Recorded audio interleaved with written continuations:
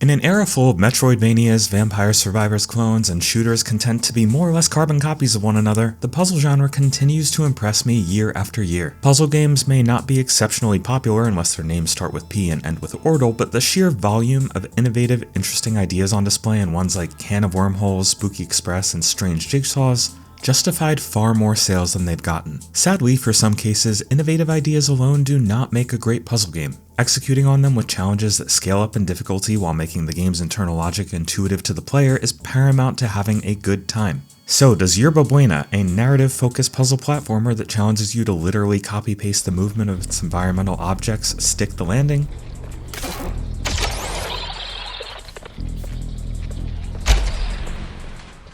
I promise to tell you as soon as I quickly ask that you give us a like and subscribe, and consider joining the Patreon to get cool perks and support indie content creators you hopefully love. Most puzzle games use a unique core mechanic to lay the foundation of their design, and for Yerba Buena this is a gun called the oscillator. By scanning the movement of an object, be it a car driving by, spinning ceiling fan, or bouncy trampoline, the oscillator can then imprint that same property onto another object. Scan a car moving east and you can make chunks of entire buildings move in the same direction with the click of a button. In theory, it sounds like an awesome creative playground for open-ended problem solving. In execution, its mechanics are so restrictive, janky, and poorly designed that my enthusiasm got wiped out harder than Santa belly flopping off a high dive. There is no joy in having to be brutally honest about an indie game created with something resembling love, but my duty as a reviewer is to give you information that helps you spend your presumably limited gaming budget wisely. So it's necessary for me to say outright that virtually every element of Yerba Buena's gameplay and story feels held together by Scotch tape and chewing gum. First off, the scanning mechanics. Actual scannable objects can be revealed with the pull of the left trigger, and you'll note there simply aren't very many, and the game really likes to pick and choose which ones are allowed and which aren't. Your aiming reticle will highlight orange when a moving object's property can be copied, and blue when it can be pasted, which is generally only allowed on environmental objects that are glitching, which is a story thing, we'll get to it. Limiting the player's abilities to use the scanner on anything and everything is, from a game design perspective, not only practical but pretty much necessary. That's not one of the issues here.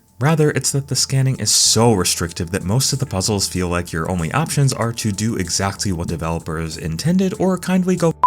This is especially apparent in puzzles where the exact movement you need is sneakily hidden somewhere not so obvious in the environment, turning what should be a logic-focused puzzler into a hidden object headache. I recommend using the left trigger a lot. Even when you successfully find which object you need to scan though, doing so is needlessly frustrating, especially if playing with a controller, since many objects can only be scanned in particular spots, like a Ferris wheel that only lets you scan in between each carriage of it. Sure, why not? There are also several situations where you have to apply a specific property to multiple objects, but for some reason your oscillator refuses to remember the last thing you scanned to allow multiple copies of that movement. Rather, every single time you fire it, you must go back to the source of the original movement and scan again. At least I'm getting my steps in, right? Kinda? You'd think that the restrictive nature of the game's mechanics would at least be in service of tight, carefully curated level design, but on this point you would also be mistaken. Yerba Buena, while describing itself on Steam as a puzzle platforming adventure, is overwhelmingly a puzzle game that occasionally requires some jumping around. The platforming aspect doesn't go much further than the jump button simply existing and requiring you to sometimes use it, and the only time it dares to be challenging on that front is when it's not intending to be. Like when you try to jump on a bouncy object that flings you backward instead of up because your jump was a few inches shy of perfectly placed.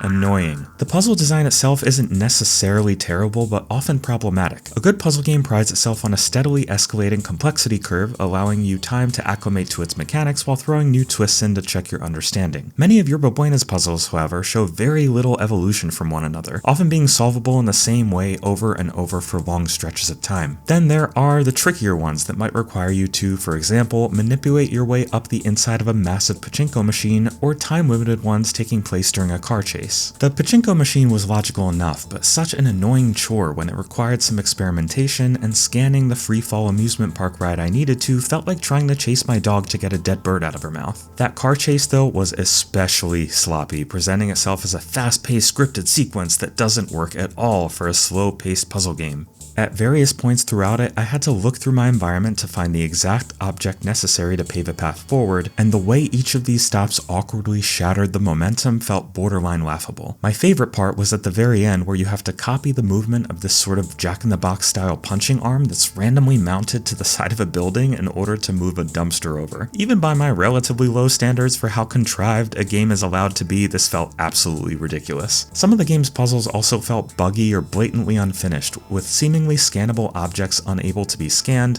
a part of one particular level that looked like an early Unity demo, and one uniquely annoying case where I got stuck in an infinite death loop and had to reload a checkpoint. And sadly, I haven't even gotten to my least favorite part yet, which is easily the game's story. But Mike, you may ask, I don't need a good story in a puzzle game, who cares if it's bad? To which I respond, I fully agree with you.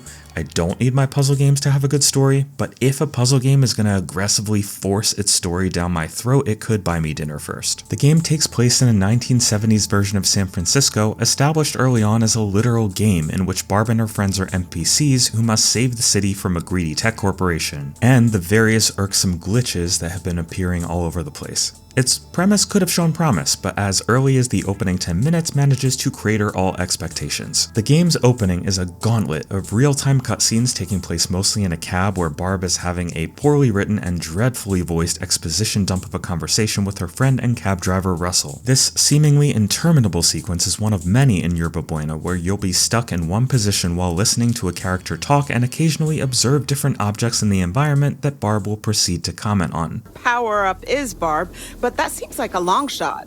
Yeah, well, we gotta do something. Let's open up the suitcase and see what's inside at least.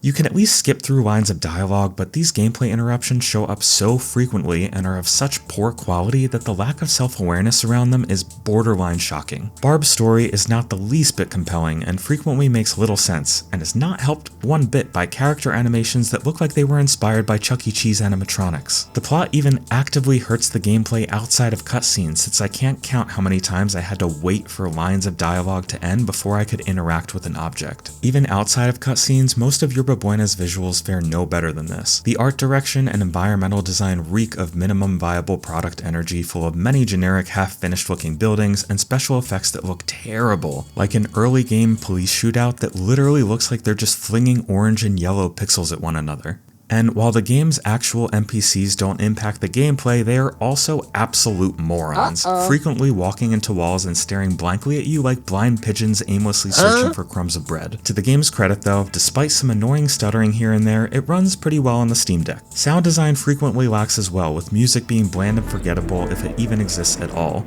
Some of the carnival music in the amusement park levels would play in such short, irritating loops that I was incentivized to solve puzzles faster to avoid an inner ear bleed. And the voice acting ranges from barely passable to utterly dreadful, feeling like a student project at best and not the work of an indie team backed by a AA publisher.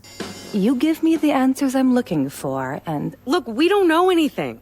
Talking, Well, that's a start. Speak into the microphone, honey. In the end, Yerba Buena is far from the worst game I've ever reviewed, but if you've ever checked out my thoughts on the Redress of Myra or Death Noodle Delivery, you will know that bar is low. I cannot say there's a single aspect of Yerba Buena that I liked beyond core ideas that it struggles at every single turn to execute. It's hard to even give it credit for the small handful of puzzles that don't kind of suck, because a baffling lack of quality of life features make the few mildly clever challenges a total drag. Even hardcore fans of first-person puzzlers may struggle to find redeeming qualities in this one. Yerba Buena is a mess. I can't recommend it to anyone. It gets the indie Krampus.